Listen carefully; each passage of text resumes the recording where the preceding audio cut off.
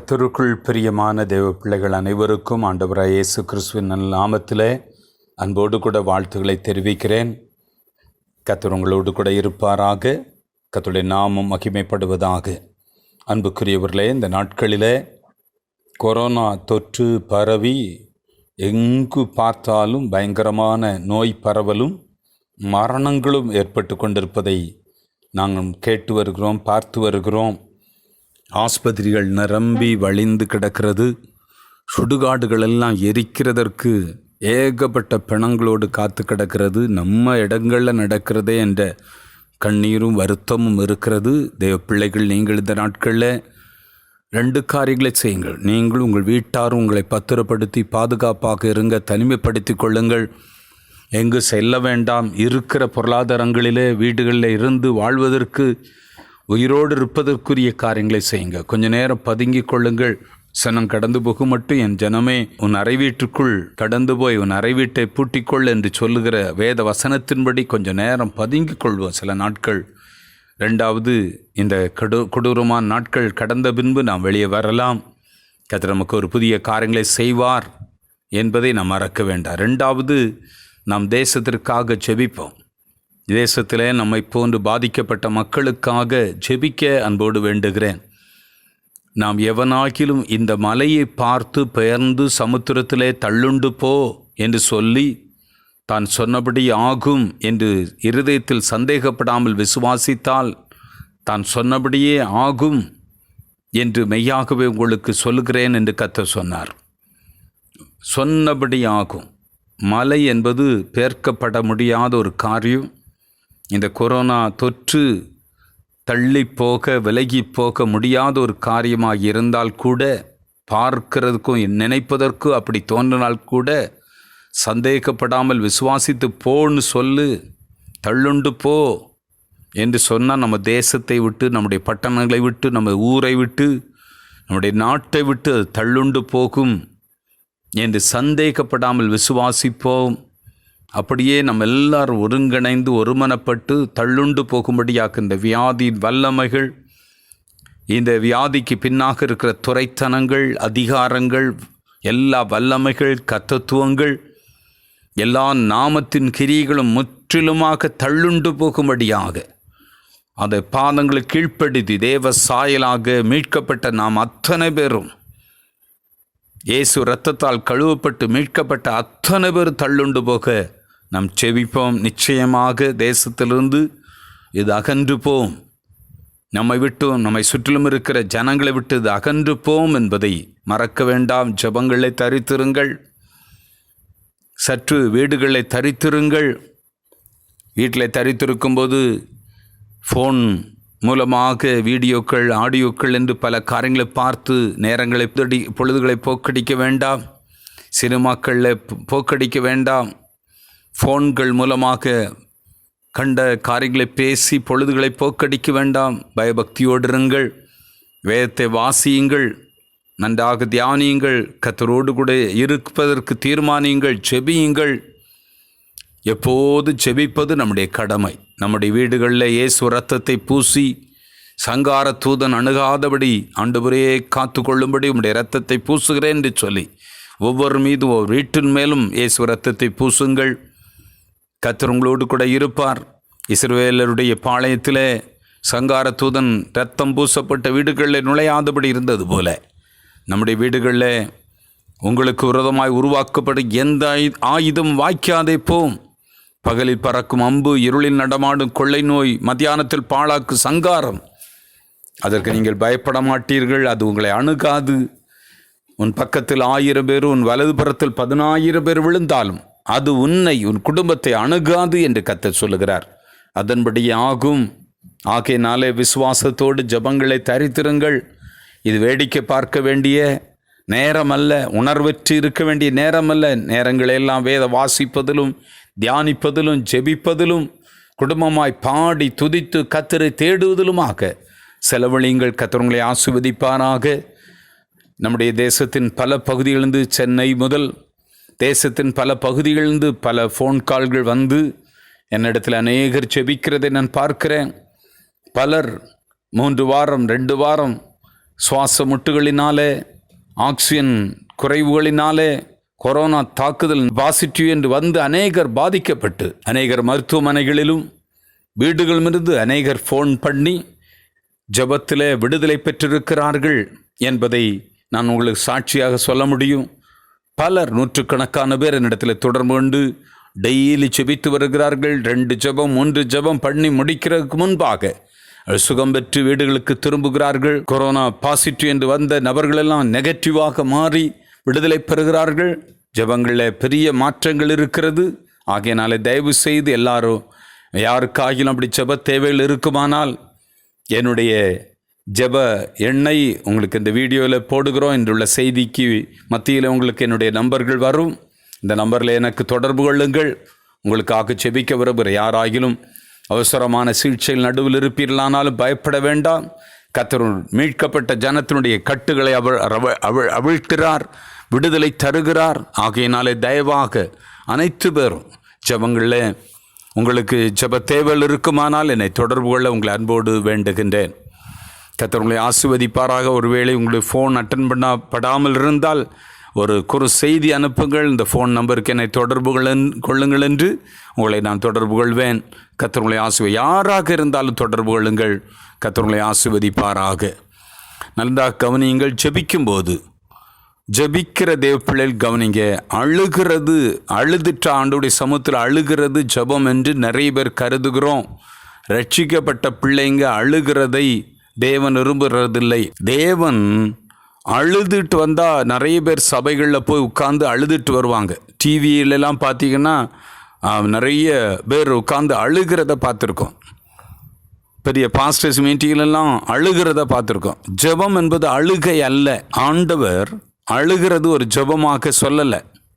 பழைய ஏற்பாட்டை நம்ம நிறைய பேர் மிக்ஸ் பண்ணி அழுகிறத ஜெபமாக போதித்து வருகிறாங்க. அது ஜெபம் அல்ல. ஆண்டவர் அறியாத காலத்தில் அழுதுருக்காங்க, ஓகே. ஆனால் பிரச்சனையை அடுக்கி லிஸ்ட்டு போட்டு அப்படி சாகுதையா, இப்படி நோயையா, அப்படி தாக்குதையா, அதையா இதையான்னு லிஸ்ட்டு போடுகிறது அது ஜெபம் அல்ல. ஆண்டவருக்கு இந்த வேதனை, இந்த சாவு, இந்த நோயுடைய பாடுகள் எல்லாம் அவருக்கு தெரியும். அதை அவருக்கு சொல்ல வேண்டியதில்லை. அவர் நோய்க்காக என்ன செய்திருக்கிறார், இந்த பிரச்சனைக்காக அவர் என்ன செய்து முடித்தார், அதுதான் ரட்சிக்கப்பட்ட பிள்ளைகள் அறியணும். சிலுவையின் மூலமாக என்ன செய்து முடித்திருக்கிறார், அவர் செய்து முடித்தாச்சு. அந்த முடித்த பிறகு நம்ம பிறந்து வாழ்ந்திருக்கிறோம். அவர் முடித்தவைகளை விசுவாசித்து அவர் பல காரியங்கள், நமக்கு விரோதமான காரியங்களை கட்டவிழ்க்கவும் அதோடு கூட தள்ளுண்டு போயின்று பல விதங்களில் செபிக்கிறது கற்றுக் கொடுக்கிறார். அதுதான் நமக்கு பதிலாக வரணும். எது பதிலாக நமக்கு வர வேண்டுமோ அதை அறிக்கையிட்டு அதை அழுத்தமாக சொல்லுகிற போது கர்த்தருடைய வார்த்தையை நாம் டிக்ளேர் பண்ணுகிறோம். மலையை பார்த்து பெயர்ந்து சமுத்திரத்தில் தள்ளுண்டு போன்னு சொல்லுகிறத கர்த்தரை கனம் பண்ணுகிறதாக இருக்கிற. நான் சொன்னபடி அவன் செய்கிறான், நான் சொன்னபடி அவன் விசுவாசித்து அது செய்கிறனால அது தள்ளுண்டு போ, அது மாறிப்போ, அது விலகிப்போ, அது விடுதலை தரும் என்பதை ஆண்டவர் நமக்கு கற்றுக் கொடுக்கிறார். ரட்சிக்கப்பட்ட பிள்ளைகள் ஓன்னு அழுகிறதல்ல ஜெபம். நான் கடந்த நாட்களில் ஒரு சிலருக்கு ஜெபித்து 1 முறை 2 முறை 3 முறை ஜெபித்தாலே எனக்கு தெரியும் இவங்க விடுதலை ஆயிட்டாங்கன்னு. கட்டுகளை அவிழ்ப்பது, கட்டவிழ்ப்பது, கட்டளையிடுவது, அநேகருக்குடைய காரியங்கள் தள்ளுண்டு போக செய்வது, இது ஜெபத்தில் ஏறெடுத்த போது உடனேயே பதில் கிடைக்கிறது பார்க்கிறேன். ஆனால் சிலர் அதன் விசுவாசிக்கிறதில்ல. ஓன்னு அழுதாதான், மணிக்கணக்காக அப்படியே ரவுண்டு கட்டி உட்கார்ந்து ஜெபம் பண்ணாதான் நடக்கும்னு நிறைய பேர் அப்படி நம்புகிறாங்க. அதை விட இது மேலான பதில்களை கொடுக்கிற பார்க்கிறேன். அப்படியே ஒப்பாரி வச்சாதான் பதில்னு நினைக்கிறாங்க. இல்லை, நிறைய பேர் கூடி ஒரு நபர் சொன்னால் போதும், ஒரு பெரிய கப்பல் சின்ன ஒரு சுக்கானால் திருப்பப்படும் போல உன் நாவில் நீ எதை சொல்லுகிறாயோ அதன்படி நடக்கும் என்று கர்த்தர் சொல்லுகிறார். ரட்சிக்கப்பட்ட பிள்ளைகள், கழுவப்பட்ட பிள்ளைகளுடைய நாவு ரொம்ப முக்கியம். அப்படி பேசணும், அப்படி தான் ஜெபிக்கணும். அதை மார்க் 11ஆம் அதிகாரத்தில் நாம் பார்க்கிறோம். அதை நாம் செய்வோம். கர்த்தர் பெரிய காரியங்களை செய்வார். தீங்குக்கு பயப்பட வேண்டாம், கர்த்தர் உங்களோடு கூட இருக்கிறார். பகலில் பறக்கும் அம்பு உங்களை தொடாது, இருளில் நடமாடு கொள்ளை நோய் உங்களை தொடாது, மத்தியானத்து பாழாக்கு சங்காரம் உங்களை தொடாது. தேவன் நமக்கு அடைக்கலமும் பலனும் ஆபத்து காலத்தில் அனுகூலமான துணையுமாக இருக்கிறார். கர்த்தர் உங்களை ஆசீர்வதிப்பாராக. என் நேரம் என்னை தொடர்பு கொள்ளுங்கள். கர்த்தர் உங்களோடு இருப்பாராக. ஆமேன், ஆமேன். ஸ்தோத்திரம் உண்டாவதாக. நாம் வார்த்தைகளை தியானிக்க போகிறோம். இந்த மாதம் கடந்த மாதத்தில் களஞ்சியங்கள் பூரணமாய் நிரம்பும் என்ற சத்தியத்தின் அடிப்படையில் பல கருத்துக்களை, பல காரியங்களை கேட்டறிந்தோம். இந்த மாதத்தில் உயர்வின் வழியும் வெற்றி வாழ்க்கையும் என்ற சத்தியத்தை கேட்டு வருகிறோம். கவனிக்கிறீங்களா? உயர்வின் வழி. உயர்வின் வழி எதுல இருக்குன்னா, நீ கர்த்தருக்கு காத்திருந்து அவர் வழியை கைப்படும், அப்பொழுது அவர் உன்னை உயர்த்துவார். பூமியை சுதந்திரித்துக் கொள்வதற்கு அவர் உன்னை உயர்த்துவார். பூமியில வெற்றியாக வாழ்வதற்கு அவர் உன்னை உயர்த்துவார். ஒரு உயர்ந்த நிலைக்கு நீ வரணும்னா கர்த்தருக்கு காத்திருக்கணும். அவர் வழிகளை பின்பற்ற வேண்டும். அவருடைய பிரமாணங்களை கைக்கொள்ள வேண்டும். ஆமென் சொல்லுவோமா? அல்லேலூயா. கடந்த வாரத்துக்கு முந்தின வாரத்தில் நம்ம பார்த்தோம். இந்த 3 வாரமும் உயர்வின் வழியும் வெற்றி வாழ்க்கையும் போதிப்போம். நம்முடைய வாழ்க்கையில பிரமாணங்கள் இருக்கணும், கர்த்தருடைய வழிகள் இருக்கணும். வழிகளை பின்பற்றினாதான் நம்ம ஜெயம் பெற முடியும். முதல் ஞாயிற்றுக்கிழமையில உங்களுக்கு போன வாரத்துக்கு முந்தின வாரத்தில் சொன்னேன்.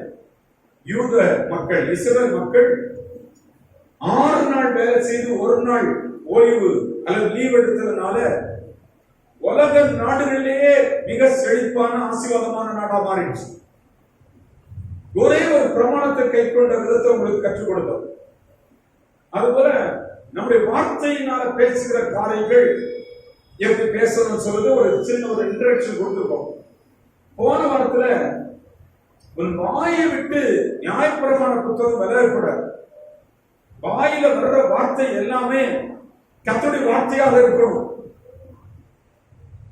வேற எதையும் பேசக்கூடாது, ஜெபிக்க கூடாது. ஜெபத்திலையும் தேவனுடைய வார்த்தை தான் புறப்பட்டு வரணும். பேசுறதிலும் தேவனுடைய வார்த்தை புறப்பட்டு வரணும். வாயை விட்டு வேற எதுவும் வரக்கூடாது. நிறைய வரும். நீங்க பாருங்க, வீட்டுல பாருங்க, புருஷனை பாருங்க, ஒய்ஃபை பாருங்க, பிள்ளைகளை பாருங்க, பெற்றோரை பாருங்க. உங்க அப்பா அம்மாட்ட இருந்து, உங்க கணவர்கிட்ட இருந்து, உங்க அம்மாட்ட இருந்து, உங்க அப்பாட்ட இருந்து, உங்க பிள்ளைகளுக்கு என்ன வாயில புறப்பட்டு வருது பாருங்க.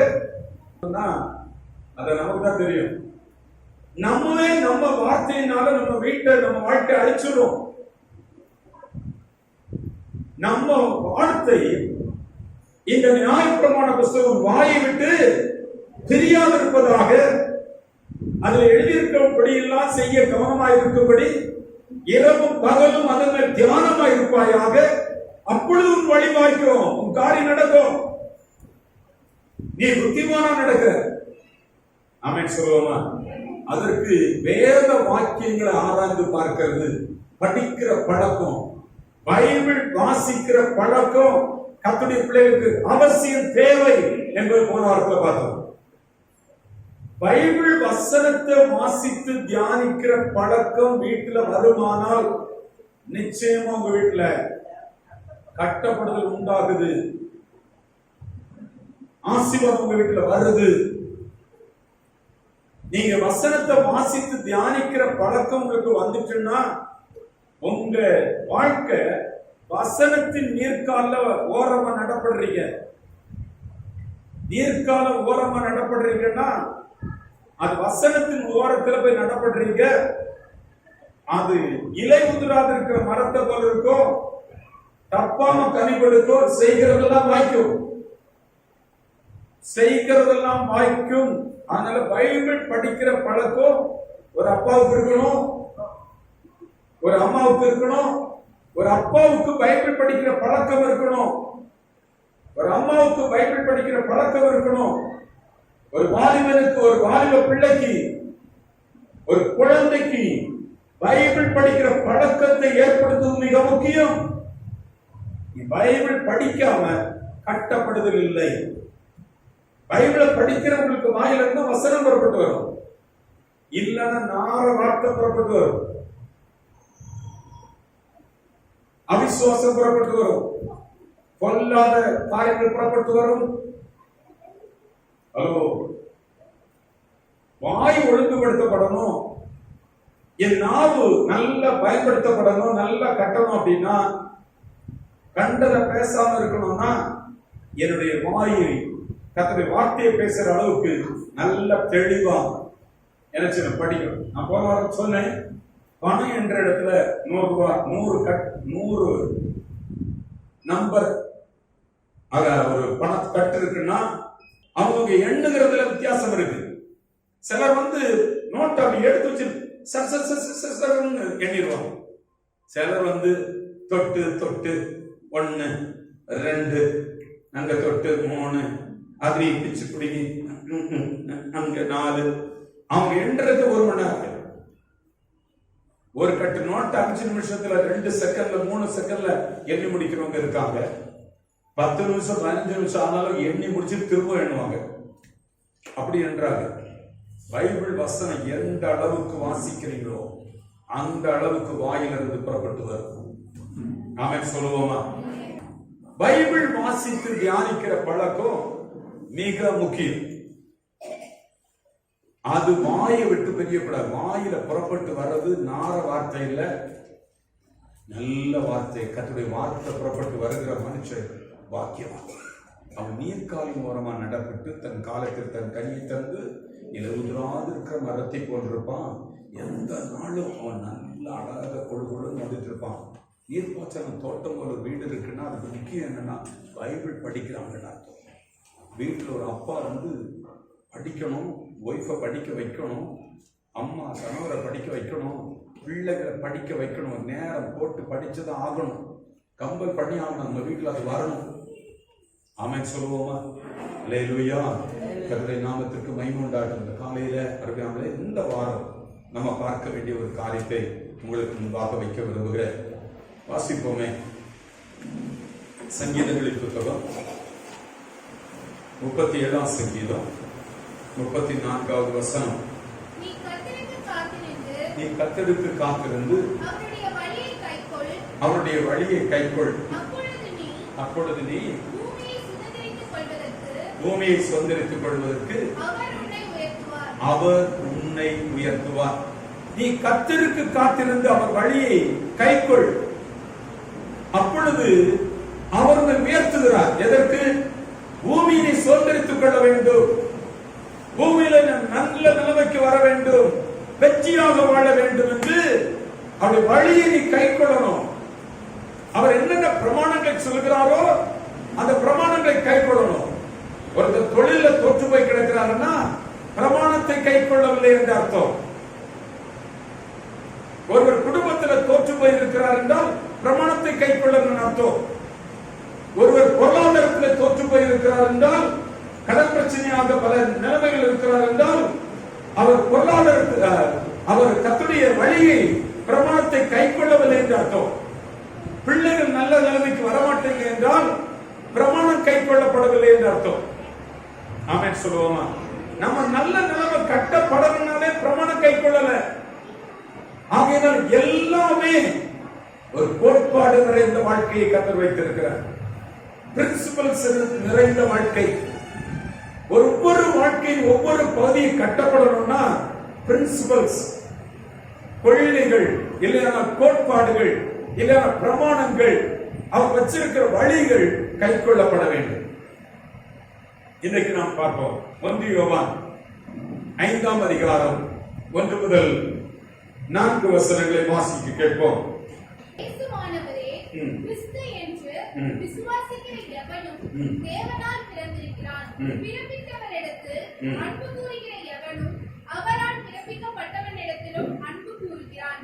நாம் தேவனிடத்தில் அன்பு கூர்ந்து அவருடைய கற்பனைகளை கைக்கொள்ளும் போது தேவனுடைய பிள்ளைகளிடத்தில் அன்பு கூறுகிறோம் என்று அறிந்து கொள்கிறோம். நாம் தேவனுடைய கற்பனைகளை கைக்கொள்வதே அவரிடத்தில் அன்பு கூறுவதாம். அவருடைய கற்பனைகள் பாரமானவைகளும் அல்ல. தேவனால் பிறப்பதெல்லாம் உலகத்தை ஜெயிக்கும். நம்முடைய விசுவாசமே உலகத்தை ஜெயிக்கிற ஜெயம். தேவனால் பிறப்பதெல்லாம் உலகத்தை ஜெயிக்கும். நம்முடைய விசுவாசமே உலகத்தை ஜெயிக்கிற ஜெயம். கவனிக்கிறீங்களா? தேவனால் பிறப்பதெல்லாம் என்று சொன்னா ரட்சிக்கப்பட்ட ஜனம் அவர்கள் உலகத்தை ஜெயிக்கணும், உலகத்தின் காரியங்களை ஜெயிக்கணும் என்று வேதம் சொல்கிறது. தேவனால் பிறந்தவர்கள் உலகத்தை ஜெயிப்பார்கள். உங்கள் விசுவாசம் தான் உலகத்தை ஜெயிப்பதற்கு மிக முக்கியமான காரணி. இந்த விசுவாச பிரமாணம், விசுவாசம் என்னும் பிரமாணத்தை கைக்கொள்ளணும். அன்றாட உலக வாழ்க்கையில் வெற்றி பெறுவதற்கு விசுவாசத்தை செயல்படுத்துகிறவர்கள் பாக்கியவான்கள். விசுவாசத்தை பேசுகிறவர்கள், விசுவாசத்தில் ஜெபிக்கிறவர்கள், விசுவாசத்தில் நடப்பவர்கள் ஜெயம் எடுக்கிறாங்க. கவனிக்கிறீங்க?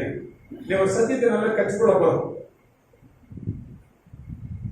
ஆபகுக்கின் புஸ்தகம் 2ஆம் அதிகாரம் 4வது வசனத்தை நாம் வாசிப்போம். இதோ அவனுடைய ஆத்துமா அவனுக்குள் செம்மையானதல்ல, தன்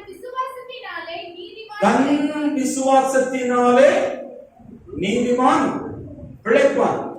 நல்ல விசுவாசத்தினாலே பிழைப்பு இருக்கு. நல்லா பிழைக்க முடியும், நல்லா வாழ முடியும். நாம எல்லாம் ஒரு காலத்தில் நினைப்பேன், ஊழியக்காரங்க சொல்லுவாங்க, ஃபெய்த் மினிஸ்ட்ரி பண்ற பிரதர், என்ன பண்றீங்க அப்படின்னு கேட்டா, ஃபெய்த் மினிஸ்ட்ரி பண்றேன். அப்ப நான் நினைச்சுடுறோம், முந்தியெல்லாம் ஊழியக்காரங்க எல்லாம் விசுவாசத்துல வாழ்கிறவங்க, அவங்களுக்கு பிழைப்பு எப்படி நடக்குன்னா விசுவாசத்துல வாழ்ந்து அதில் கொடுக்குற கஞ்சி எல்லாம் குடிச்சிட்டு அதில் கொடுக்குற காணிக்கையெல்லாம் வாங்கிட்டு அவங்க பிழைக்கிறாங்க அப்படின்னு நினைச்சேன். ஆனா பைபிள் அதை சொல்லல. ஊழியக்காரங்க மட்டும் இல்ல, உலகத்துல எந்த நிலைமையில் இருக்கிற எந்த மனுஷனும் பிழைப்பு, நல்ல வாழ்க்கை, பிழைப்புக்குரிய வாழ்க்கை எங்க இருக்குன்னா விசுவாசத்துல இருக்கா. எல்லாருக்குமே விசுவாசத்தினால பிழைப்பு இருக்கா. விசுவாசத்தினால் பிழைப்பான். யார் பிழைப்பான்? நீதிமான். பாவம் கழுவப்பட்டவன், புது சிருஷ்டியாக மாறினவன் நீதிமான்.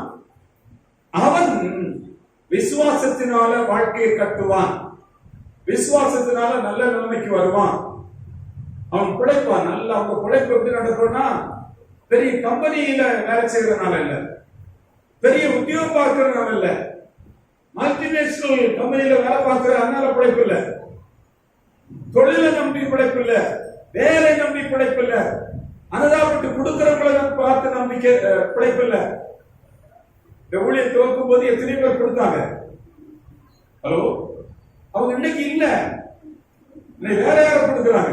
பிழைப்பு ஒரு மனிதரை சார்ந்ததல்ல, உலக பொருட்களை சார்ந்ததல்ல. நம்முடைய வாழ்க்கையின் பிழைப்பு கர்த்தரை சார்ந்தது, விசுவாசத்தை சார்ந்தது. நாமே சொல்லுவோமா? அல்லேலூயா. நல்லா கவனிக்கிறீங்க. இது மிக முக்கியம். முதலாவது விசுவாசத்தினால் தான் பிழைப்பு என்பதை புரிந்துக்கோங்க. எத்தனை பேருக்கு இன்னைக்கு அது உங்க வாழ்க்கைக்குள்ள கொண்டு வர்றீங்களோ அது பாக்கியம். விசுவாசம் இருந்தாலும் உங்க பிழைப்ப நடக்குமா? அப்போ இந்த பிரமாணம் உங்க கைக்குள்ள வரணும். இது நான் விசுவாசத்துல இருக்கிறேனா, நடக்கிறேனா, நான் பிழைக்கிறேனா என்பது நீங்க பார்க்கணும். விசுவாசத்தினால் வராதது எதுவுமே பாவம். கவனிக்கிறீங்களா? விசுவாசத்துல வரணும். நான் உங்களுக்கு சில காரியங்கள் உங்களுக்கு கற்றுக் கொடுக்க போறேன். இரண்டாவது, விசுவாசத்தினால் பிழைப்பு. இரண்டாவது என்ன நடக்கும் பாருங்க. விசுவாசம் எல்லை வரம்புகளை கடந்து தாண்டி பெரிய காரியங்கள் செய்யக்கூடியது. விசுவாசம் எல்லைகளை கடக்கக்கூடியது. ஒரு லிமிட்டுக்குள்ள நிக்காது. விசுவாசம் இருந்தால் மிகப்பெரிய வளர்ச்சியை காண முடியும், மிகப்பெரிய சாதனைகளை பண்ண முடியும், மிகப்பெரிய எல்லைகளுக்குள்ளாக கடந்து செல்ல முடியும், மிகப்பெரிய கட்டுதலை உண்டாக்க முடியும். விசுவாசம் அதுக்கு முக்கியம். விசுவாசம் இல்லாத ஒரு மனிதன், விசுவாசம் இல்லாத ஒரு குடும்பம் கட்டப்படுவதில்லை, வளருவதில்லை, முன்னேறுவதில்லை. விசுவாசம் என்னும் பிரமாணத்தை கைக்கொள்கிறவர்கள் கட்டப்படுவாங்க. ஆமென் சொல்லுவோமா? உலகத்துல நல்ல காரியங்களை கவனிக்கிறீங்க. ஒரு வரம்பு கோடுகளை மனசுலயே நிறைய பேர் செட் பண்ணி வச்சிருக்காங்க. நான் எல்லாம் எங்கங்க, எனக்கு வயசாகி போச்சு, இது எல்லாம் என்னங்க? கவனிக்கிறீங்களா? மைண்டுக்குள்ளே ஒரு லிமிட் போட்டுறாங்க, லிமிட்டேஷன். மைண்டுக்குள்ளேயே ஒரு லிமிட்டேஷன் வச்சிருக்கவங்க வளர்றது இல்ல. விசுவாசம் இருந்தா லிமிட்டை கடந்து உம்மாலே ஒரு சேனுக்குள் பாய்ந்து போவேன், ஒரு மதிலை கூட கடந்து வளருவேன். விசுவாசம் எல்லை கடந்து வளர்கின்ற பிளஸிங் கொடுக்கக்கூடியது விசுவாசம். சங்கீதங்களின் புத்தகம் 18ஆம் சங்கீதம் 29வது வசனம். உம்மாலே நான் ஒரு சேனைக்குள் பாய்ந்து போவேன், என் தேவனாலே ஒரு மதிலை கடப்பேன். ஒரு லிமிட்டுக்குள்ள இல்ல. என்னுடைய வளர்ச்சி, என்னுடைய பொருளாதாரம், என்னுடைய முன்னேற்றம், என்னுடைய எல்லை கடந்து வளர்கிற வளர்ச்சி எனக்கு இருக்கிறது. அது எதுல இருக்கு? நான் விசுவாசம் இருக்கு. கவனிக்கிறீங்களா? நிறைய பேர் மனசுக்குள்ளே ஒரு கோட்டை போட்டு உள்ள உட்கார்ந்துறாங்க. நான் 5ஆம் கிளாஸ் தான் படிச்சிருக்கேன், நான் 8ஆம் கிளாஸ் படிச்சிருக்கேன், நான் SSLC படிச்சிருக்கேன், அதனால இந்த கம்பெனி வேலைக்கு போற இவ்வளவுதான் சம்பளம், இந்த ஆபீஸ்ல இந்த படிப்புக்கு இவ்வளவுதான் சம்பளம், இவ்வளவுதான் என்னால முடியும், இதுக்கு மேல என்னால ஒண்ணு முடியாது என்று மைண்ட நாமே கட்டி வச்சிருக்கோம். ஹலோ, ஆண்டவர் சொல்லுகிறார், உன் படிப்போ உன் அந்தஸ்தையில பாக்குறாரு, உன் விசுவாசத்தை பாக்குறாரு. விசுவாசம் எல்லைகளை கடந்து உங்களை வளர செய்யும், எல்லைகளை கடந்து உயர செய்யும், எல்லைகளை கடந்து விசுவாசம் பல நன்மைகளை பெற்று தரும். உங்களை உருவாக்க நல்ல நன்மை கொண்டு வரும். நீங்க போடுற எஸ்டிமேட், நீங்க போடுற கணக்கு சின்ன கணக்கு, ஆனா விசுவாசம் பெரிய கணக்கா கொண்டு வரும். ஆமென் சொல்லுவோமா? அல்லேலூயா. விசுவாசம் ரொம்ப முக்கியம். கர்த்தருடைய பிள்ளைகளுடைய மனது ஒரு லிமிட்டுக்குள்ள உட்கார்ந்துட்டு இருக்கிறதுனால வளர்றது இல்ல, முன்னேறது இல்ல, பெரிய திட்டங்களை யோசிக்கிறது இல்ல, குடும்பம் எல்லாம் முடங்கி கிடப்பதன் காரணமே லிமிட், ஒரு லிமிட்டேஷனுக்குள்ள இருக்கிறோம். நம்ம நம்முடைய மனதை கட்டி வச்சிருக்கோம், ஃப்ரேம் பண்ணிட்டு இவ்வளவுதான், என்ன பண்ணாலே இவ்வளவுதான் வரும், நாங்க வேற எதுவும் பண்ணிட முடியாது. அல்லேலூயா. நம்ம எல்லைகளை கடக்கும்படியாக தேவன் விரும்புகிறார். உலகத்தில் உங்களால் கூடாத காரியம் ஒன்றுமில்லை என்று சொல்கிறார். உங்கள் விசுவாசம் தான் அதுக்கு மிக முக்கியம். நீ எல்லையில கடந்து வளர முடியும். உங்க பிள்ளைகளுக்கு ஒரு சின்ன திட்டம் போட்டு வச்சிருப்பீங்க. தேவன் உங்க விசுவாசத்தை கண்டு நீங்களும் எல்லை கடந்து வளரும்படி தேவன் உங்க பிள்ளை மேல கொண்டு போற இருக்காரு. ஹலோ, நான் படிச்சுக்க மாட்டேன், நான் வந்து விட மாட்டேன், நான் நல்ல நம்பிக்கை வந்துட்டு கஷ்டம் இல்லங்கள் எனக்கு ஈன்றான். ஹலோ, நமக்குரிய கெப்பாசிட்டி நம்ம லிமிட் பண்ணிடுறோம். மிகப்பெரிய லெவலுக்கு நீ வரணும் ஆண்டவர் விரும்புகிறார். ஏசாயா தீர்க்கதரிசியின் புத்தகம் 54ஆம் அதிகாரம் 2-3 வசனங்களை படிக்க போறோம். உன் கூடாரத்தின் இடத்தை விசாலமாக்கு, உன் வாசஸ்தலத்தின் திரைகள் விரிவாகட்டும், தடை செய்யாதே, உன் கயிறுகளை நீளமாக்கி உன் முளைகளை உறுதிப்படுத்து. நீ வலதுபுறத்திலும் நீ இடதுபுறத்திலும் இடம் கொண்டு பெருக வேண்டும். உனக்கு நிறைய சொத்துகள் வரணும், ப்ராப்பர்ட்டிஸ் வரணும், கட்டடங்கள் வரணும், வீடுகள் வரணும், வசதிகள் வரணும், வாய்ப்புகள் வரணும். உன் வீட்டை பெருசா கட்டு. உன் வீட்டை பெரியதா நினைச்சுக்க, நல்ல வீட்டு பெரிய வீடா நினை. உன் விசுவாசம் அதுக்குள்ள வந்துன்னா உன் விசுவாசம் எல்லை கடந்து வளர வைக்கும். ஆமென் சொல்லுவோமா? அல்லேலூயா. விசுவாசத்தை தான் ஆண்டவர் சொல்கிறார். அதனால அந்த விசுவாசத்தை பத்தி நல்லா அறியணும். விசுவாசம் தான் படைப்பு உண்டாக்குதான். நல்ல படைப்பு வரணும், நல்ல வாழ்க்கை வரணும்னா விசுவாசம் இருக்கணும். நல்ல நிலைமை நமக்கு வரணும்னா விசுவாசம் இருக்கணுமா? நல்ல எல்லை கடந்து வளரணும்னு சொன்னா விசுவாசம் இருக்கணுமா? எந்த அளவுக்கு விசுவாசம் நமக்கு பயன்படுதோ அந்த அளவுக்கு வளருவோம். அந்த அளவுக்கு நம்முடைய நிலைமை எல்லாம் பெரிய பெரிய மாற்றங்களை கொடுக்கும். இத அறியணும். இந்த சத்தியம் ரொம்ப முக்கியம். இந்த பிரமாணத்தை அறியணும். அறிந்து கற்றுக்கொண்டு அதை நம்ம நினைச்சிடும் பயன்படுத்தணும் அன்றாட வாழ்க்கையில. உலகத்தை ஜெயிக்கிறதுக்கு, டெய்லி நீங்க ஜெயிப்பதற்கு அன்றாடம் பயன்படுத்தணும். பைபிள்ல 4 இடத்துல விசுவாசத்தினால் நீதிமான் பிழைப்பான்னு சொல்லப்பட்டிருக்கு. ரோமர்கள் நிருபத்துல பார்க்கிறோம், கலாத்தியர்கள் நிருபத்துல பார்க்கிறோம், எபிரேயர்கள் நிருபத்துல பார்க்கிறோம். எல்லா இடத்திலும் விசுவாசத்தினாலதான் நீதிமான் பிழைப்பான். ரட்சிக்கப்பட்டவங்க எப்படி பிழைப்பாங்கன்னா விசுவாசத்தினால பிழைப்பான். அவன் நோய் எப்படி மாறும், அவனுக்கு எப்படி வேலை கிடைக்கும், அவனுக்கு எப்படி தொழில் விருத்தியாகும், அவனுக்கு எப்படி நல்ல நிலைமை வரும்னா விசுவாசத்துல. நிறைய பேருக்கு அந்த விசுவாச அடிப்படையே கிடையாது. அவங்க கட்டப்படுறதில்ல, அவங்க வளர்றதில்ல, பெருகிறதில்ல. ஒரு லிமிட்டுக்கு மேல கடக்கவே மாட்டாங்க. அதிலே திருப்தி பெற்று அதிலே உண்டு இருப்பாங்க, ஒரு கிடத்துக்குள்ளே இருப்பாங்க. 3வது எபிரேயர்கள் நிருபம் 11ஆம் அதிகாரம் 6வது வசனம். விசுவாசத்தினால கவனிக்கிறேன். விசுவாசம் உங்க வாழ்க்கையை கட்டுகிற வாழ்க்கை, உங்க எல்லைகளை விரிவாக்குகிற வாழ்க்கை. விசுவாசம் என்ன செய்யுமா? எபிரேயர் 11:6. விசுவாசம் இல்லாமல் தேவனுக்கு பிரியமாய் இருப்பது கூடாத காரியம். கவனிக்கிறீங்களா? ஆண்டவருக்கு பிரியமா இருக்கிறது நிறைய விஷயம் இருக்கு. தேவனை பிரியப்படுத்துகிற பல காரியங்கள் இருக்கு. ஆனா அதுல மிக முக்கியமான காரியம் விசுவாசம் இருந்தா ரொம்ப பிரியானது. கர்த்தருடைய பிள்ளைக்கு இருக்க வேண்டிய விசுவாசம் இருந்தால் தேவனுக்கு அது பிரியமாக இருக்கும். அல்லேலூயா. தேவனை பிரியப்படுத்தும் நிறைய விஷயங்கள் இருந்தாலும் விசுவாசம் மிக முக்கிய இடத்தில் இருக்கிறது. ஆமென். சத்தமா சொல்லுவோமா? விசுவாசம் நல்ல கவனிக்க. இந்த பிரமாணம் உங்ககிட்ட இருக்க லைஃப்ல கட்டப்படுவீங்க. விசுவாச காத்துல பறக்க விட்டவங்க ஒரு நாள் கட்டப்படுறதில்லை, சுகம் அடைகிறது இல்லை, முன்னேற்றம் வர்றதில்லை, வாடகை வீட்டுல இருந்து மாறுறதில்லை, வேலை நிலைமை மாறுறதில்லை. அப்படியே வச்சுக்கிட்டே போயிட்டு வந்துட்டு இருப்பான். அவ்வளவுதான்.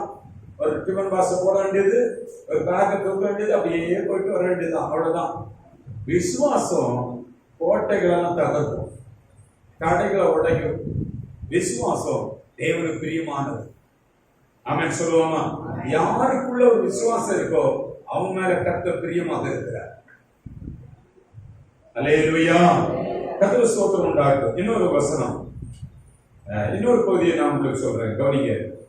எதை வாங்கணும்னாலும் விசுவாசம் இருந்தாதான் வாங்க முடியும். அல்லேலூயா. நல்லா கவனிக்கிறீங்களா? ஒரு கடைக்கு போறோம், நல்லா கவனிக்கிறேன். ஒரு மளிகை கடைக்கு போறோம், எல்லாரும் கவனிக்கிறீங்களா? மளிகை கடைக்கு போறதுக்கு அங்க போய் பணம் கொடுத்தானா என்ன கிடைக்கும்? சொல்லுங்க. பணம் கொடுக்கிறது பதிலா நல்ல அழகு 10 நாளா நான் சாப்பிடாம இருக்கேன், ஒரு வேலை தொழில் இல்ல, கஷ்டப்படுறேன், எனக்கு ஒரு சாப்பிட்டு அரிசி தாங்க, ஒரு சிப்பம் 5 கிலோ பருப்பு கொடுங்க, இவ்வளவு மளிகை பொருள் கொடுங்க, இவ்வளவு காய்கறி கொடுங்கன்னு கேட்டா கிடைக்குமா? பணம் கொடுத்தா கிடைக்கும். அங்க போய் இருந்து பாசிட்டிவ் பிரேயர் பண்ணி பாருங்க, கிடைக்குமா? ஹலோ, ஒரு மளிகை கடைக்கு முன்னால போய் பாசிட்டிவ் பிரேயர் இருந்தா கிடைக்குமா?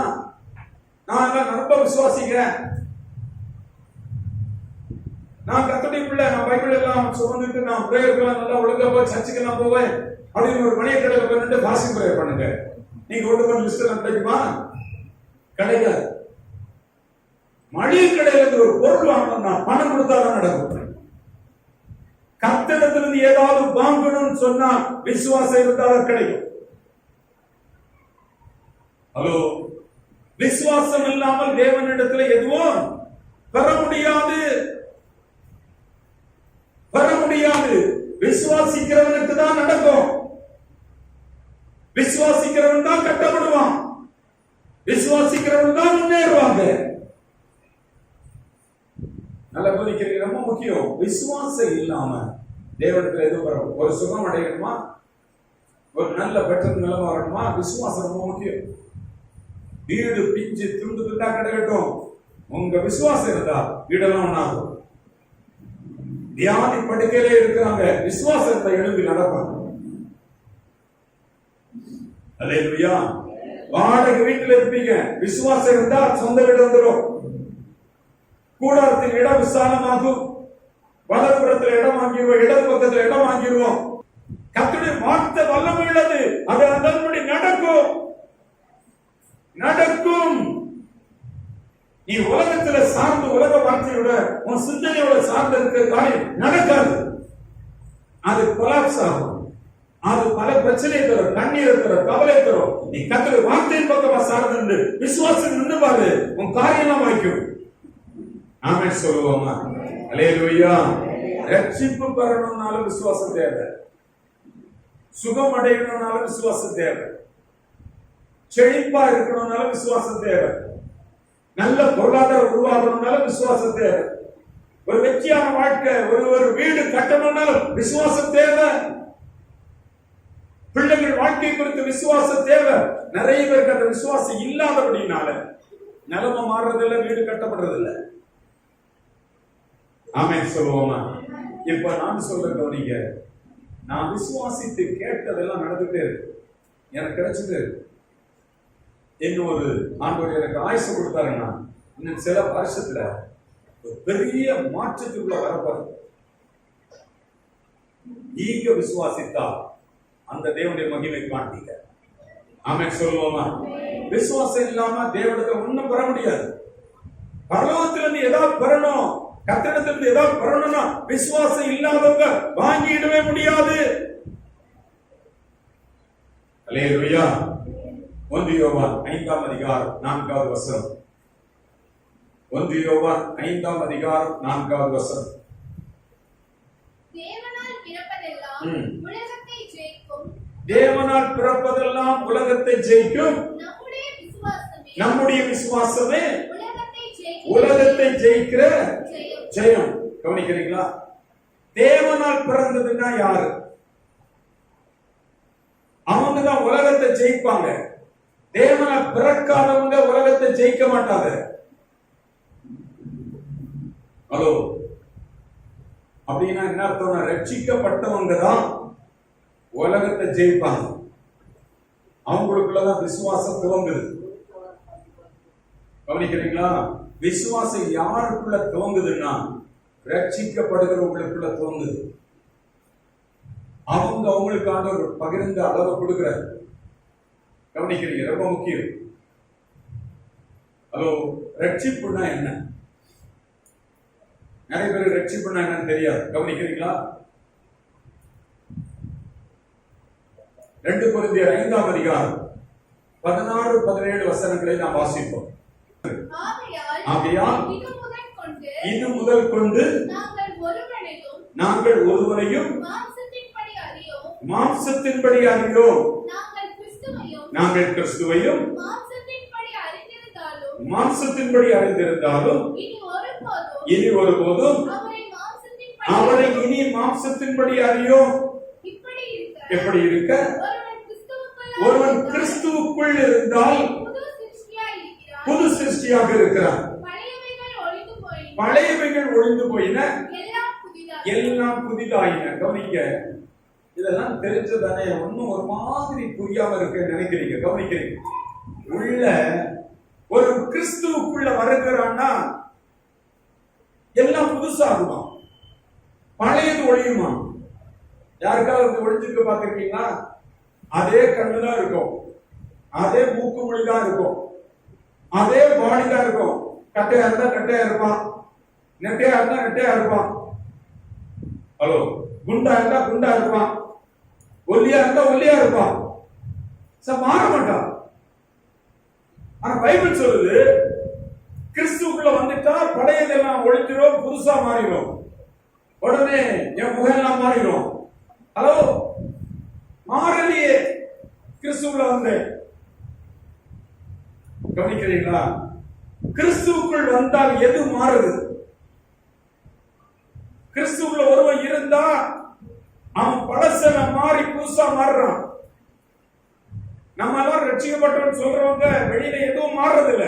உடம்பு மாறுறதில்ல, முடி மாறுறதில்ல, முகம் மாறுறதில்ல, சரீரம் மாறுறதில்ல, அளவு மாறுறதில்ல, உயரம் மாறுறதில்ல, கட்டை குட்டை எல்லாம் எதுவும் மாறுறதில்ல. அப்படியேதான் இருக்கிறோம். ஆனா கிறிஸ்துவுக்குள் இருந்தால், ஒரு கிறிஸ்துவுக்குள் வந்தால், கிறிஸ்துவை ஏற்றுக்கொண்டால் அவன் மாறுகிறானா? எதுல மாறுறானா? உள்ள மாறுறான். உள்ள மாறுறான். பழையதெல்லாம் ஒழிச்சுக்கிட்டு எல்லாம் புதுசா மாறுறான். அப்படியானா நல்லா புரிஞ்சுக்கணும். உள்ள மாறுகிற ஒருவன் ஒருதான் ஒரிஜினல் ஒருத்தன் இருக்கிறான். வெளியில இருக்க ஒரிஜினல் அல்ல. நீங்க பார்க்கிறதுக்கு நலகுனிய நம்ம எல்லாரும் ஆவியில உள்ள மனிதர்கள். தேவன் ஆவியாக இருக்கிறார். நம்ம ஆவியில படைக்கப்பட்ட மனிதர்கள். பூமியில வாழ்றதுக்கு ஒரு சரீரம் கொடுக்கப்பட்டிருக்கு.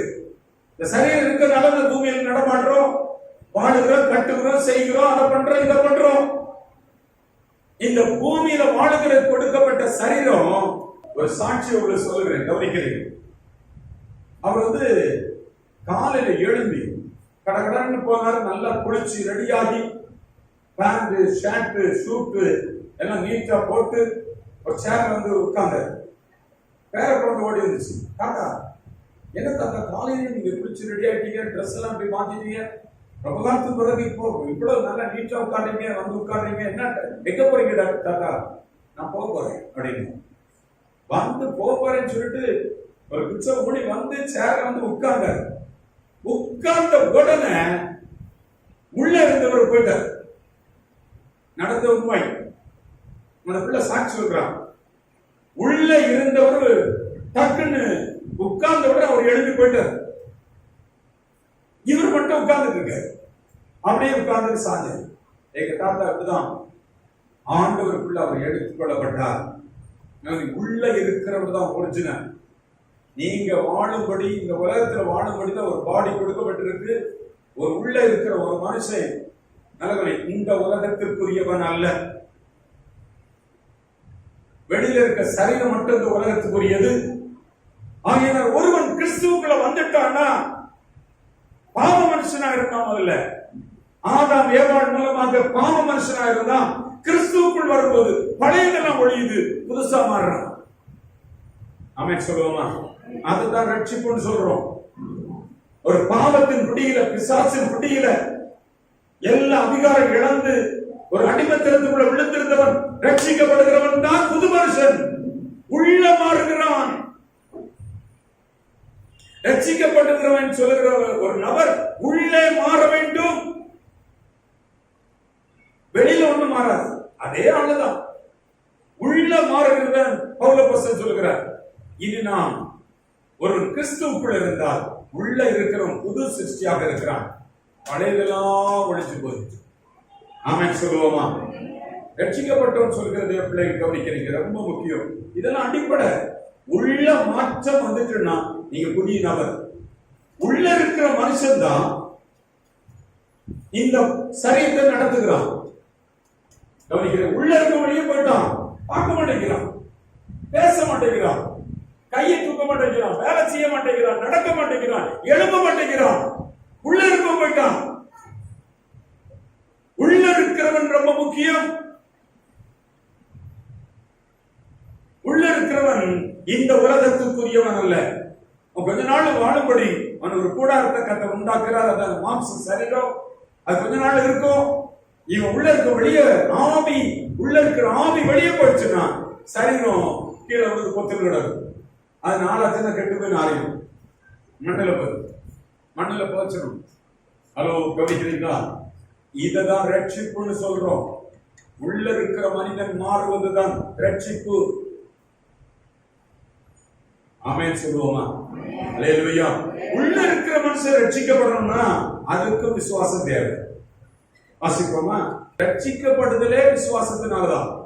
இங்க எத்தனை பேர் ரட்சிக்கப்படல, இன்னும் ஞானசனம் எடுக்கல, உள்ள இருக்கிற மனுஷங்களுக்குள்ள மாறலன்னா வெற்றி உள்ள வாழ்க்கை துவங்கிறது இல்ல. விசுவாசம் வரணும்னா ரட்சிப்பு மிக முக்கியம். உள்ள இருக்கிற மனுஷனுக்கு ஒரு மாற்றம் தேவை. பழைய மனுஷன், பழைய பாவ மனுஷன் மாறி கர்த்தருக்குள்ள வாழ்கிற ஒரு புதிய வாழ்க்கை வர வேண்டும். அது எப்போ வருதான்? எபேசியருக்கு நிருபம் 2ஆம் அதிகாரம் 8வது வசனத்தை வாசிப்போம். எபேசியர் 2ஆம் அதிகாரம் 8வது வசனம். கிருபையினாலே விசுவாசத்தை கொண்டு ரட்சிக்கப்பட்டீர்கள். இது உங்களால் உண்டானதல்ல, இது தேவனுடைய ஈவு. ரட்சிப்பு எப்படி வருது? விசுவாசத்தினால வருது. இந்த விசுவாசம் எப்படி கிடைக்குது? தேவன் ஈவாக கொடுக்கிறார். பாவிக்கு தேவன் விசுவாசத்தை ஈவாக கொடுக்கிறார். விசுவாசிக்கும்படி ஈவாக கொடுக்கிறார்.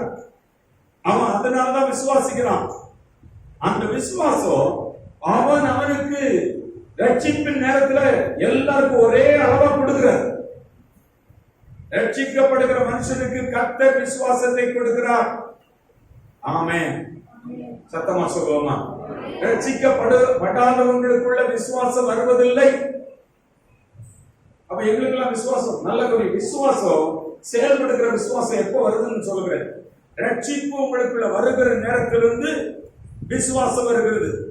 கிருபையினாலே விசுவாசத்தை கொண்டுதான் ரட்சிக்கப்பட்டிருக்கிறது. ரட்சிப்பே விசுவாசம் தான் வருது. அந்த விசுவாசம் எப்படி வருதுன்னா தேவன் ஈவாக கொடுக்கிறார். இது நம்மால உண்டானதில்லை. ஆமென் சொல்லுவோமா? அல்லேலூயா. சத்தம் உயர்த்தி சொல்லுவோம் அல்லேலூயா. குழந்தைகள் எல்லாரும் சேர்ந்து சொல்லுவோம் அல்லேலூயா. பிள்ளைகள் சத்தமா சொல்லுவோம் அல்லேலூயா. மிக முக்கியம், ரட்சிப்பு விசுவாசத்தினாலதான் வருது. இந்த விசுவாசம் ரோமருக்கு எழுதிய நிருபம் 12ஆம் அதிகாரத்துல 3ஆம் வசனத்தை படிங்க. ரோமர் 12ஆம் அதிகாரம் 3வது வசனம். அல்லாமலும் நான் சொல்லுகிறதாவது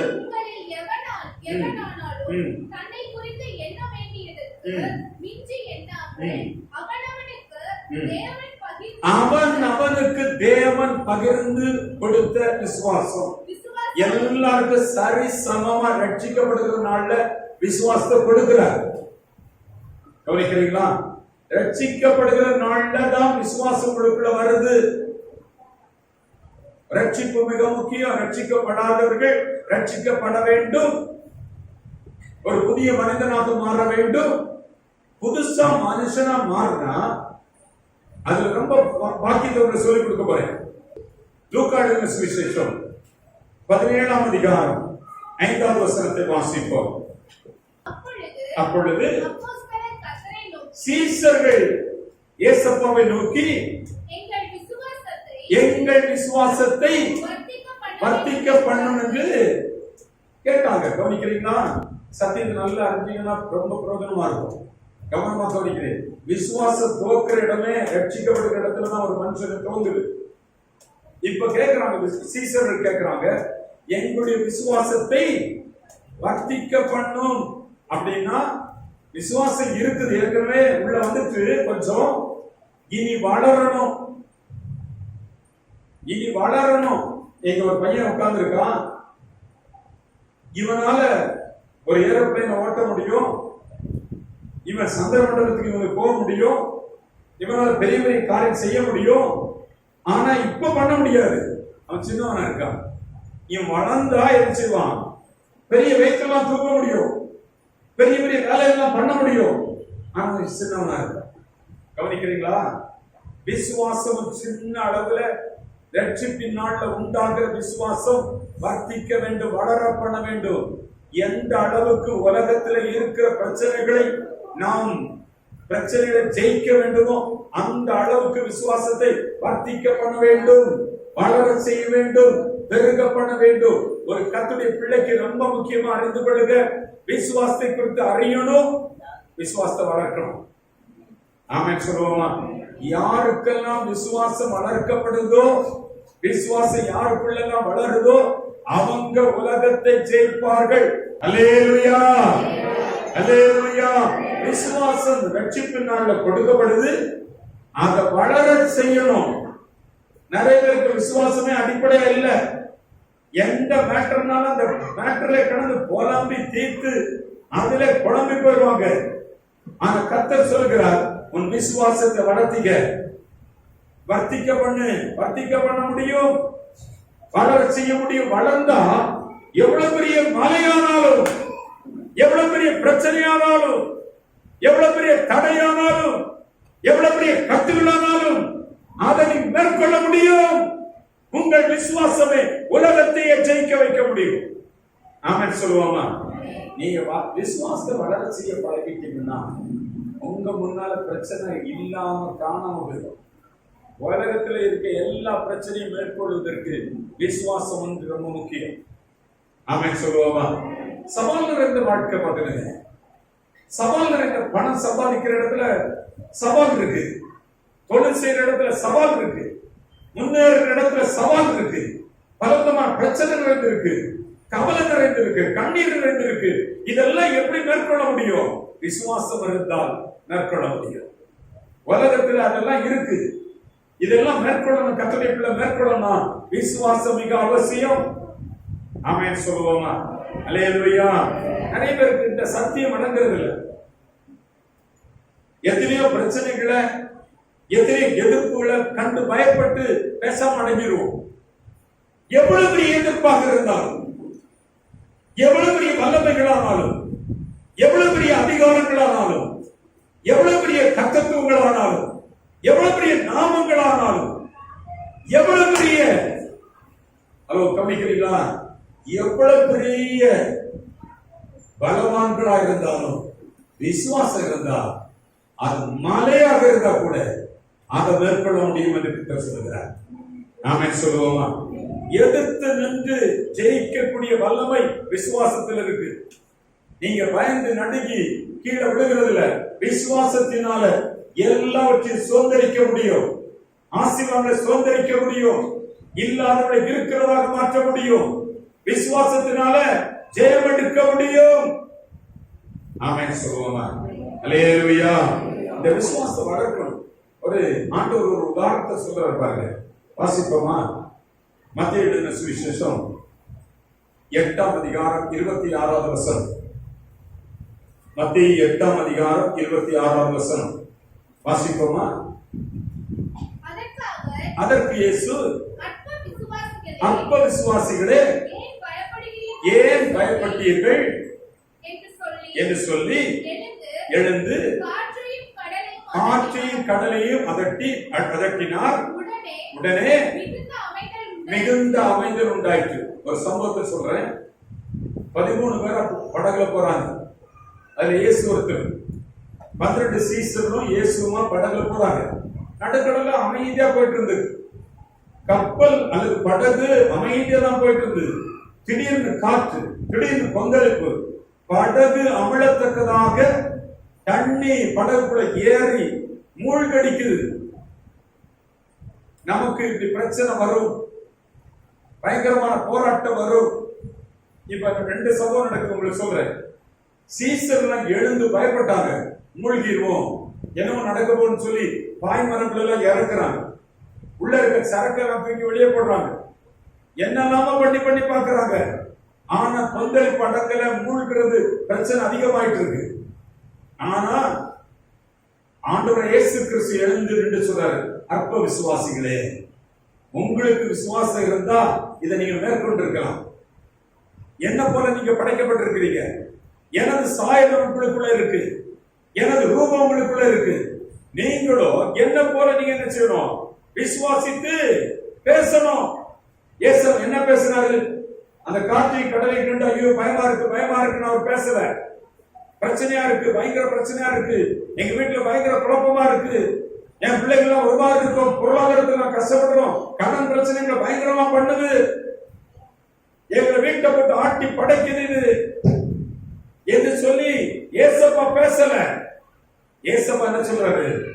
அந்த அவ்வளவு பெரிய சூழ்நிலை பார்த்து, அவ்வளவு பெரிய கொந்தளிக்கிற நிலைமை பார்த்து, நடுக்கடல்ல அமர்ந்து போகிற நிலைமை பார்த்து சொல்கிறார், இறையாதே, அமைதலாயிரு. விசுவாச வார்த்தை சொல்லுகிறார். நல்ல கவனிக்கிறீங்க. பிரச்சனை வரும்போது நல்லா கோபப்பட்டு திட்டி தீர்த்து முடிச்சுக்குவோம். தெரியுமா? பிரச்சனை வந்துட்டுன்னா யாரையெல்லாம் வெளுத்து கட்டுறோம்னு தெரியாது. உங்க வீட்டார நினைச்சு பாருங்க. ஹலோ, உங்க வீட்டு அப்பா மார நினைங்க, உங்க கணவர் மார நினைங்க. வீட்டுல பிரச்சனை வந்துட்டுன்னா ஹலோ வெளுத்து கட்டிடுவாங்க. ஆனா ஆண்டவர் சொல்ற வெளுத்து கட்டுறது இல்ல, நீ விசுவாசம் உள்ளவனாக அந்த சமுத்திரத்தை பார்த்து, அந்த கொந்தளிப்பை பார்த்து, அந்த பிரச்சனையை பார்த்து, அந்த மலையை பார்த்து நீ என்ன செய்? விசுவாசத்தோடு பேசு, கட்டளையிடு. அந்த வசனத்தை வெல்ல. அந்த வசனம் வருமா வராது, அது தான் செய்ய வேண்டிய காரியத்தை நிறைவேற்றிதான் திரும்ப வரும். மழை எப்படி பூமியில விழுதோ, விழுந்து அது வானத்துக்கு போகாம பூமியை நனைச்சு அதுல போடப்பட்ட விதையை முளைக்க வச்சு அதை திரும்ப வளர செய்து அது பலம் கொடுப்பது போல கர்த்தருடைய வார்த்தையை புயலின் மேல வீசு. கர்த்தருடைய வார்த்தையை பிரச்சனை மேல சொல்லு. பாதிக்கப்பட்ட இடத்துல சொல்லு. விழுந்து கிடக்கிற இடத்துல சொல்லு. சீரழிந்து கிடக்கிற இடத்துல சொல்லு. கெட்டு போன இடத்துல சொல்லு. கர்த்தருடைய வார்த்தை சொல்லு. நம்ம ஆட்கள் என்ன செய்வாங்கன்னா, நல்லா புலம்பி தீர்ப்பாங்க, அழுது தீர்ப்பாங்க. ஆண்ட சொல்ல, நீ விசுவாசம் உள்ளவனாக, அற்ப விசுவாசமா இருக்காத, விசுவாசம் உள்ளவனாயிரு. இந்த மலையை பார்த்து பேருந்து சமுத்திரத்தை போன போதும், இந்த கொந்தளிப்பு அடங்குன்னு பேசு, இறையாது அமைதலாயிருந்து விசுவாசோட சொல்லு. இந்த சொல்ற வார்த்தை வந்துட்டு இல்லாம போச்சு. பிரச்சனையில பயங்கரமா கோபப்படுற, பிரச்சனையில பயங்கரமா புலம்புற, பிரச்சனையை பார்த்து நீ அழுகிற. அல்லேலூயா. இந்த பிரமாணத்தை வாழ்க்கை நன்கு அனுபவங்கள எல்லா விஷயத்திலும் பார்க்கணும். இப்படி பார்த்துட்டீங்க, விசுவாசத்தை வளர செய்ய செய்ய உங்க முன்னால எந்த பிரச்சனையும் இருக்காது. எல்லாம் காலடிக்கு வந்துடும்.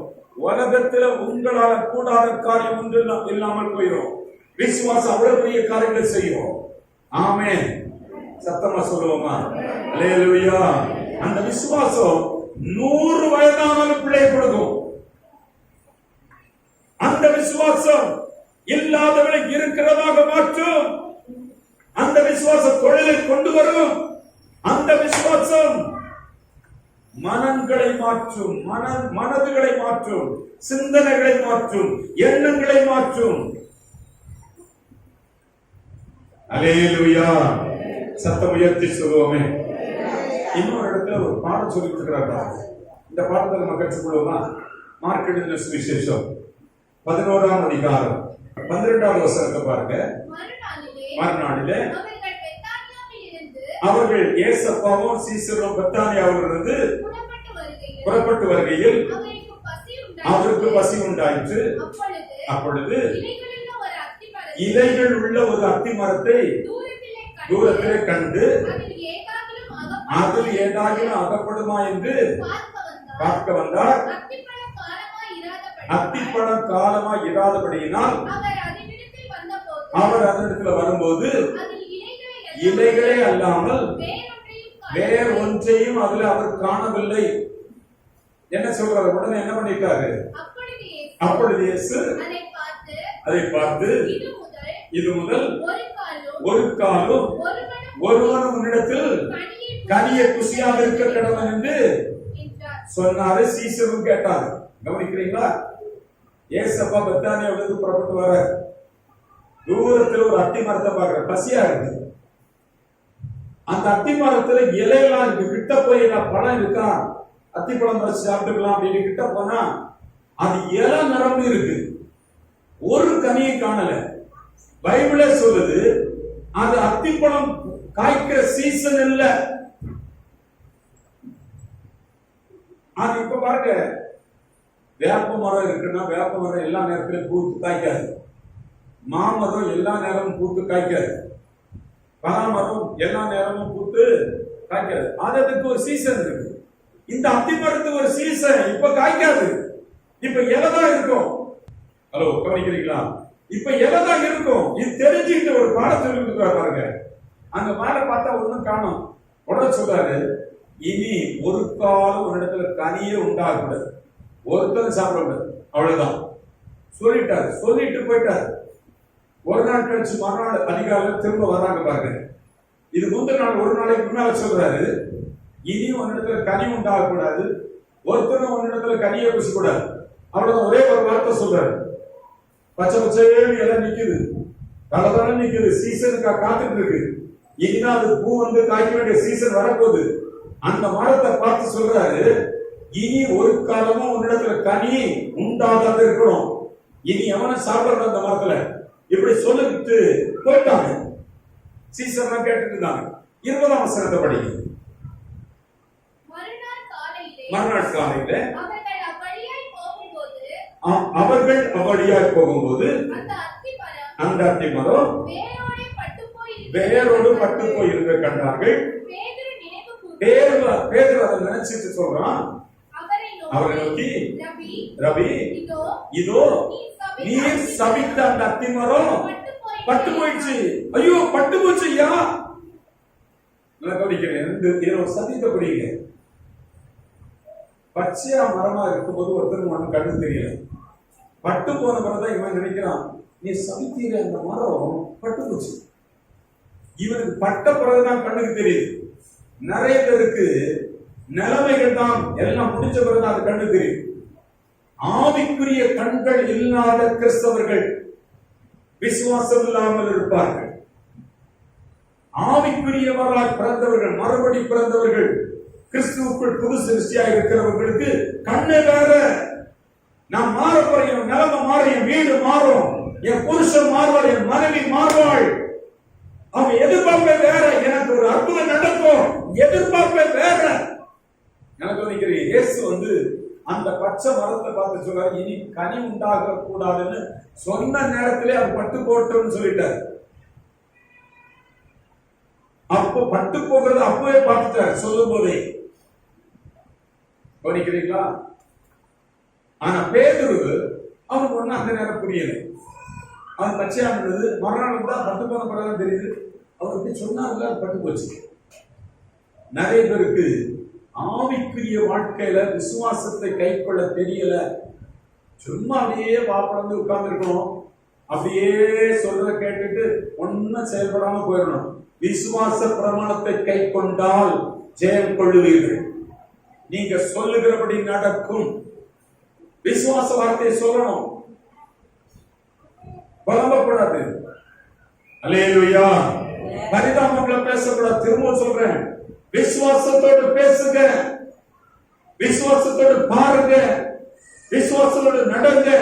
ஏசப்பா பச்சை மரத்தை பார்த்து விசுவாசத்தோட சொல்றாரு, இனி பட்டு போட்டு வாயில சொல்லிட்டாரு, இனி ஒரு காலம் மரத்துல கனி வரக்கூடாது அப்படின்னா முடிஞ்சு போ.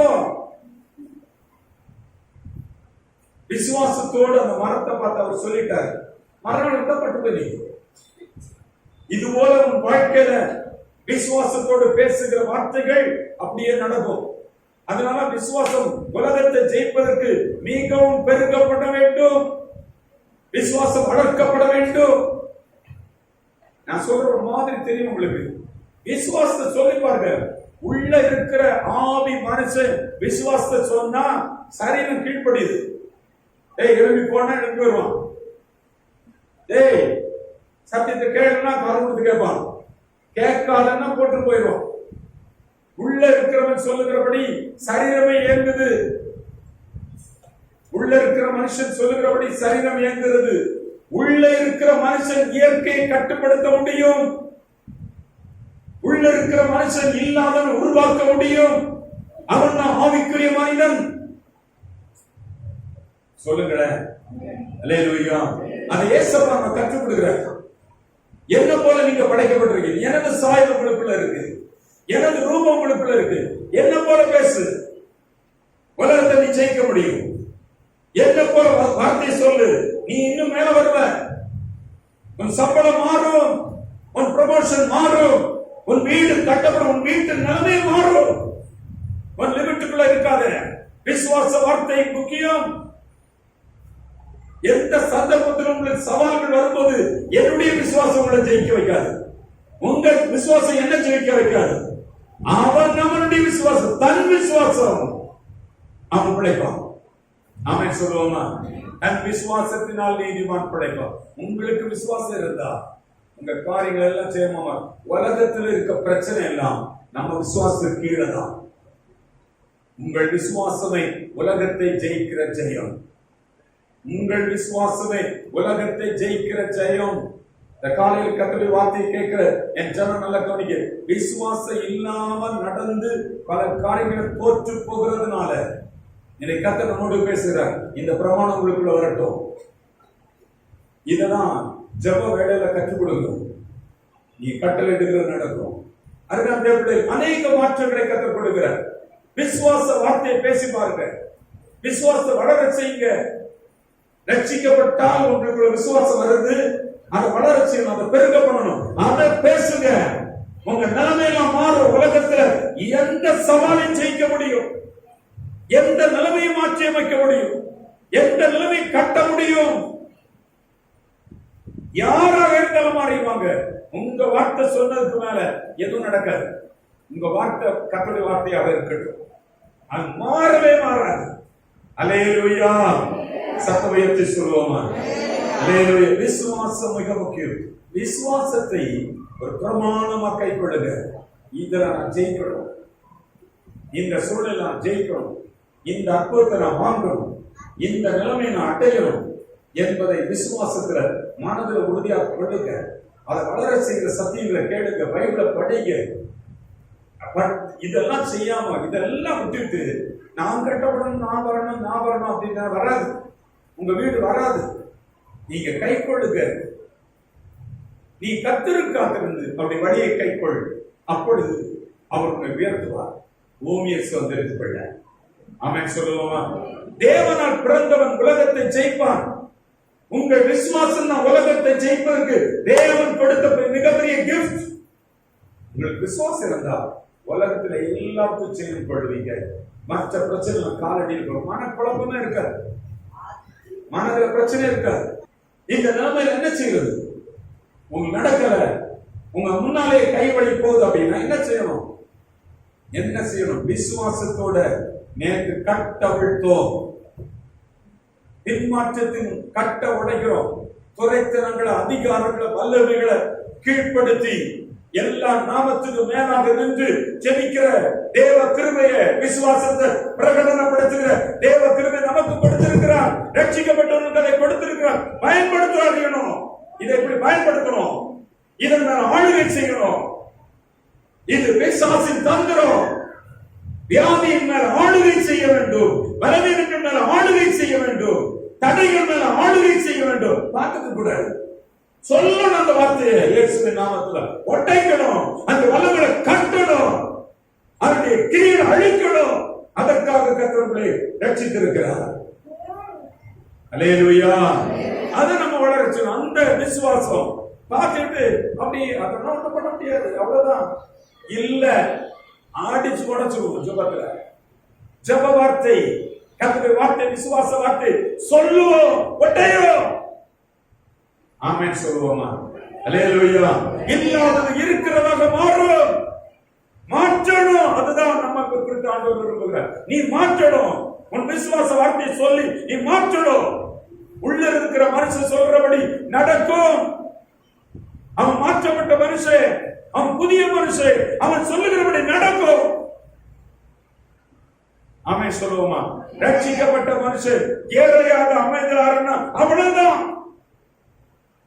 எவ்வளவு அதிகாரங்கள் நிறைந்த பகுதியாக இருந்தாலும், எவ்வளவு பெரிய கூட்டமா இருந்தாலும், ஒரு விசுவாசம் உள்ள ஒரு மனுஷன் எதிர்க்க முடியும், சவால்களை முறியடிக்க முடியும்.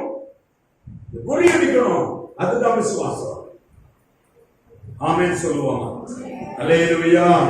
பார்த்துட்டு அப்படியே அங்க போகுது தெரியல, நான் பார்த்துக்க மாட்டேன், நான் இந்த நிலைமை விட மாட்டேன்.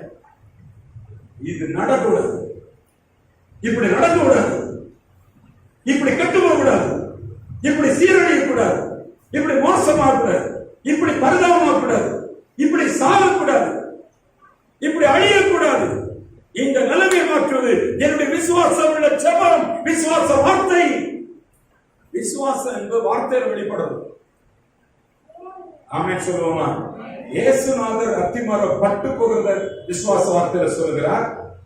பட்டு போனவர் தான் அவனுக்கு தெரியுது, ஓ இவர் அப்படி பேசியிருக்காரு, நீங்களும் இயேசுவை போல பேசணும். ஆமென் சொல்லுவோமா?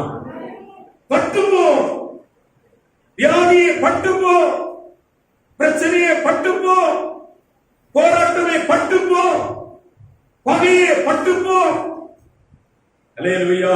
விரோதங்கள் பட்டுப்போ. எங்களுக்கு நல்ல ஆட்சிக்கு எதிரான காரியங்கள் பட்டுப்போ. அல்லேலூயா. அதுதான் விசுவாச வார்த்தை. பட்டுப்போ. பச்சையா இருப்பேன். அது எப்படியோ அவன் அப்படி பண்றான். பட்டுப்போ. அவ்வளவுதான். பட்டு போகும். ஆமென் சொல்லுவாங்க. அல்லேலூயா. கட்டப்படுவாயாக. இஸ்ரவேலே உன்னை கட்டு வைப்பேன், மறுபடியும் உன்னை கட்டு வைப்பேன். நீ கட்டப்படுத. நீ இதுவரைக்கும் கட்டப்படாமனா விழுந்து போயிட்ட. நீ சொல்லு உன் வீட்டு மேல, உன் பிள்ளைகள் மேல சொல்லு. நீ மறுபடியும் கட்டப்படுத, மறுபடியும் கட்டு வைப்பேன். நீ ஒரு தடவை உனக்கு வாய்ப்பு வந்து கெட்டு போச்சு, இன்னொரு தடவை உனக்கு கொடுக்குறேன். சந்தர்ப்பப்படும். மறுபடியும் மறுபடியும் கர்த்தரை கட்ட விரும்புகிறான். விசுவாசத்தோடு எழும்பி நின்று நான் கட்டப்படுவேன். எனக்கு ஒரு வீடு கட்டப்படும், என் பிள்ளைகள் வாழ்க்கை கட்டப்படும், என் பிள்ளைகளுக்கு திருமணம் நடக்கும், எனக்கு குழந்தை பாக்கி கிடைக்கும், நான் நல்ல நிலைமைக்கு வருவேன், நான் ஒரு வெற்றியுள்ள வாழ்க்கை வாழுவேன், நான் செழிப்பேன். இந்த விசுவாசத்தை டிக்ளேர் பண்ணுங்க. எந்த நிலைமையில நீங்க அறிக்கையிடுங்க, நடக்கும். அல்லேலூயா. எழுந்திருப்போமா? நம்ம சிந்திக்க போறோம். சிந்தித்து பாருங்க.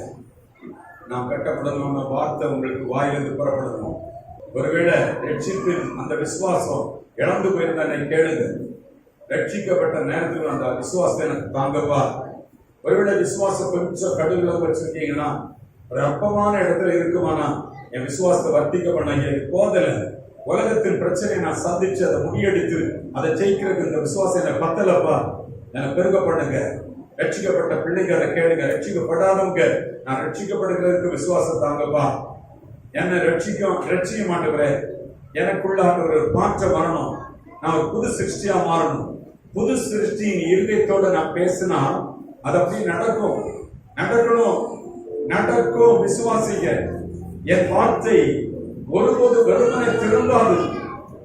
பூமியில மழை எப்படி மாறி வந்து பெய்து பூமியை நனைச்சி மழையை கிளப்பி அது வளர்ந்து பயிராகி வளர்ந்து அது கனி கொடுக்கிறது, அது போல என் வாயிற்கு புறப்பட்டு வந்திருக்கிற அந்த வேத வசனங்கள், இந்த விசுவாச வார்த்தைகள் அதுவும் அப்படியே நடக்கும் என்று கர்த்தர் சொல்கிறார். உங்க நிலவு மேல அந்த வார்த்தையை சொல்லுங்க. உங்க சரீரத்தின் மேல அதை சொல்லுங்க. உங்களுடைய உழைப்பின் மேல அதை சொல்லுங்க. உங்க தொழில் மேல அதை சொல்லுங்க. இதுவரைக்கும் உண்மை இல்லாம ரொம்ப கஷ்டப்படுற வறுமை மேல சொல்லுங்க. ஒழுங்கின்மை மேல சொல்லுங்க. அலக்கழிப்பா இருக்கப்பா, அதன் மேல சொல்லுங்க. ஆளுங்க இயேசுவின் நாமத்தினால. எனக்கு ஒரு விசுவாசம் வர்த்திக்க பண்ணுங்க ஆண்டவரே. நான் என் வாழ்க்கையில அவன் விசுவாசத்தினால பிழைக்க முடியும் என்று அறிகிறேன். பாஸ்டருடைய விசுவாசத்துல இல்ல, விசுவாசத்தில் இல்ல பாஸ்டர் பிழைக்கும். அவன் விசுவாசத்துல, தன் விசுவாசத்தினால் நீதிமான் பிழைப்பான். எனக்கு ஒரு லிமிட்டுக்குள்ள உட்கார்ந்து நான் கட்டப்பட்டு கிடக்கிறேன். என் கட்டுகளை உடைத்து நான் வெளியேறுறேன். என் விசுவாசம் வர்த்திக்கப்பட ஐயா, எல்லைகளை கடந்து வளரணும். என்னுடைய பொருளாதாரம் நான் என் படிப்புக்கு ஏற்றபடி சிந்திச்சு வச்சிருந்தேன். என் திறமைக்கு ஏற்றபடி, என் யோசனைக்கு ஏற்றபடி வச்சிருந்தேன். இன்னைக்கு அதை உடைக்கிறேன். நான் பெருகணும், நான் வளரணும். நான் போட்டிருக்க திட்டங்கள்ல பல காரியங்கள் வெறும் லிமிட்டுக்குள்ள இருக்கு. இன்னைக்கு அவையெல்லாம் உடைக்கப்பட்டு மிகப்பெரிய தரிசனமா மாறட்டும், மிகப்பெரிய நிலைமைக்கு வரட்டும். என பழைய ஆண்டவரே ஸ்தோத்திரம். வீடு ஒரு சிறிய குறுகின வீடு பெரிய வீடாக கட்டப்பட கிருபை செய்ய, கிருபை உண்டாகட்டும். சொல்லுவோம், எல்லாரும் வாயை திறந்து கேட்போம். நீங்க சொல்லணும், ஏசப்பா சொன்னது மாதிரி சொல்லணும். இந்த மரம் இனி ஒருபோதும் உன்னிடத்துல ஒருவன கனியை புசிப்பதில்லை சொல்லணும். இறையாதை அமைதலா இருந்து சொல்லணும். அவரை போல நீங்க படைக்கப்பட்டிருக்கீங்க. அவர் சொன்னபடி விசுவாசத்தை பயன்படுத்தினா உங்க வாழ்க்கையில் மாற்றங்கள் வரும். ஜெப அறையில சொல்லி பாருங்க. நீங்க நேரடி அன்றாட பிரச்சனை நேரடியாக சொல்லி பாருங்க. அதன்படி நடக்கும்.